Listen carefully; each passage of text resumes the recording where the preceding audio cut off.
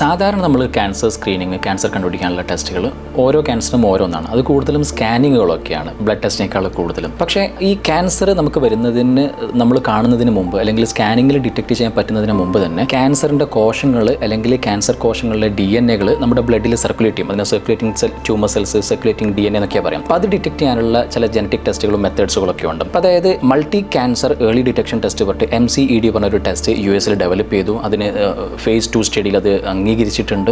അപ്പോൾ അതുവഴി കുറേ ക്യാൻസറുകൾ ചില സാധാരണ സ്ക്രീനിങ് മെത്തേഡ്സ് നമുക്ക് ഇല്ലാത്ത ക്യാൻസറുകൾ ഉൾപ്പെടെ കണ്ടുപിടിക്കാൻ പറ്റും. പക്ഷേ അത് അവിടെ മാത്രമേ അലോ ചെയ്തിട്ടുള്ളൂ, ഇവിടെ അലൗഡ് ആയിട്ടില്ല. നമ്മളുടെ നാട്ടിൽ ഇത് കിട്ടി തുടങ്ങിയിട്ടില്ല. അതിൻ്റെ വേറൊരു ടെസ്റ്റ് ഇന്ത്യയിൽ ഡെവലപ്പ് ചെയ്തിട്ടുണ്ട്. EC-Check 360 പറഞ്ഞതാണ്. ഓൾമോസ്റ്റ് സാധാരണ കാണുന്ന 30ഓളം ക്യാൻസറുകൾ ഇതിൽ ഡിറ്റക്ട് ചെയ്യാൻ പറ്റും. അത് ഇപ്പോൾ കേരളത്തിൽ കണ്ണൂരിലും കോഴിക്കോടുള്ള ഓൺഗ്യൂർ സ്ക്രീനിങ് സെൻ്ററിലാണ് ഇത് അവൈലബിൾ ആയിട്ടുള്ളത്. നമ്മളെല്ലാ ടെസ്റ്റുകളിലും പ്രൂവ് ചെയ്ത് വന്നിരിക്കുന്ന mammography, Pap smear, occult blood test തുടങ്ങിയ ടെസ്റ്റുകളുടെ കൂടെ നമുക്ക് ഈ ടെസ്റ്റ് ചെയ്യാം.